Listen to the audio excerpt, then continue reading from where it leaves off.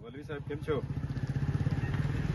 હા, આપણે આદર્શ નિવાસી શાળા ડેડિયાપાડા ઊભા છે અમે.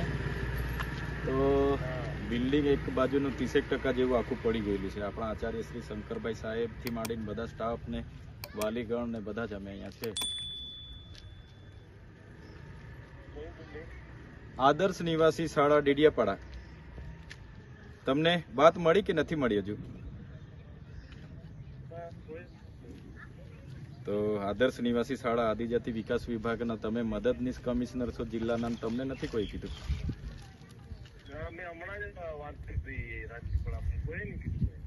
તો આ તો બહુ મોટી દુર્ઘટના થઈ જતે. હમણાં કેટલા બાળકો દબાઈ જવાના હતા. એ તો આ કુદરતની દયાથી આચાર્ય સાહેબ ને એમના સ્ટાફની સમય સૂચકતાના લીધે બચી ગયા. આખું બિલ્ડિંગ પડ્યું. આજે તો બધા અહીંયા રવિવાર બી હતો. હવે ડેડિયાપાડા આદર્શ નિવાસી શાળા છે ને, એટલે તમે છે ને આનો ઉપર રિપોર્ટ કરો, પત્ર વ્યવહાર કરો ને આ બિલ્ડિંગ ને હજુ 1992-93 ની કામગીરી ચાલુ થયેલી ને બિલ્ડિંગમાં એટલો ઉપયોગ નથી થયો, તો એની તપાસ પણ એક કમિટી બનાવીને માગો. ખંડેર હાલતમાં કાલે ઉઠીને કોઈ આદિવાસી બાળકો જાનહાનિ થઈ જાય પછી તો અમે પછી જે પણ હોય, માર્ગ મકાન વિભાગ હોય કે આદિજાતિ મદદનીશ કમિશનર હોય કે નિયામક હોય, અમે પછી કોઈને છોડીશું નહીં આ બાબતે. તમે ઉપર જાણ કરો, આવું નહીં ચાલે ભાઈ. મોટી બાબત છે. મને કોઈ કઈ ફોન ને આપનો પહેલો ફોન આવ્યો. હા, 12:10 આ બિલ્ડિંગ પડ્યું છે. હમણાં જ બાળકોની હાજરી પૂરી એટલે કોઈ જાનહાનિ નથી, બધા બાળકો સેફ છે.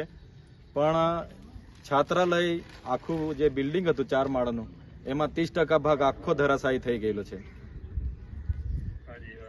તમે ઉપર સરકારમાં બિરસા મુંડા ભવનમાં રિપોર્ટ કરો, આદિજાતિ વિકાસ વિભાગમાં. હું પણ પેલા ગુલાટી સાહેબ ને કેમ છું. હા, શંકર સાહેબ ને બધા જ છે, આખો સ્ટાફ છે, વાલી પણ આવ્યા છે, આગેવાનો આવ્યા છે. હા, એમની સમય સૂચકતા અને કુદરતની દયાથી કોઈ વિદ્યાર્થી દબાયો નથી, એ આપણા માટે સારી બાબત છે. નહીં તો આ તો બહુ મોટી જાનહાનિ થઈ જતે. 296 વિદ્યાર્થીઓ અહીંયા છાત્રાલયમાં રહે છે. એ તો સારું કે થોડા સમય પહેલા આ લોકો બાજુમાં શિફ્ટ કર્યા છે, પણ વૈકલ્પિક વ્યવસ્થા કરી છે. એની માટે આપણે છાત્રાલયની આટલા વર્ષોથી આ લોકો માંગ કરે છે, છતાં કોઈ ધ્યાન નથી આપતું.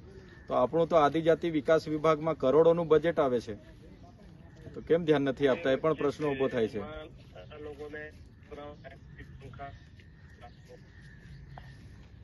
હા, એટલે માર્ગ મકાન વિભાગને પણ સૂચના આપો, આ ક્યારે બન્યું હતું, કોણે બનાવ્યું હતું, કેટલું એનો ગેરંટી પીરિયડ હતો, શું કેટલા વર્ષનું એની ટકાવ શક્તિ હતી, કયા ધારાધોરણ પર આ બનાવ્યું છે, બધું અમને રિપોર્ટ આપો. તો તમે કાલે આવવાના છો કે રાજપીપળા? હલો, કાલે આવવાના છો કે રાજપીપળા? એની આખી સ્ટોરી, ઇતિહાસ અમને આપો. ક્યારે કોણે બનાવ્યું, કેટલામાં બનાવ્યું, કેટલા વર્ષનો એનો ગેરંટી પીરિયડ હતો, એ મને તાત્કાલિક તમે કહો. આવું નહીં ચાલે. અમારે આ શું જવાબ આપવાનો લોકોને, મીડિયાને? તમે જિલ્લાના વડા છો આદિજાતિ વિકાસ વિભાગના, તમને આ બાબતની ખબર નથી એટલે બહુ ગંભીર બાબત છે.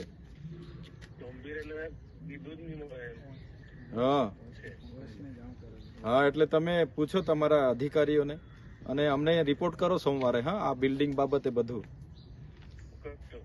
હા, તમે જે બિલ્ડિંગ નવું બનાવવાને જે પત્ર વ્યવહાર કર્યો એ પણ મને આપો. એ પછી સરકારને અમે અમારી રીતે રજૂઆત કરીશું. એ ચાલે થોડું આવી રીતના? કાલે ઉઠીને આ છોકરાઓ દબાઈને મરતે તો કોણ જવાબદાર લેતે?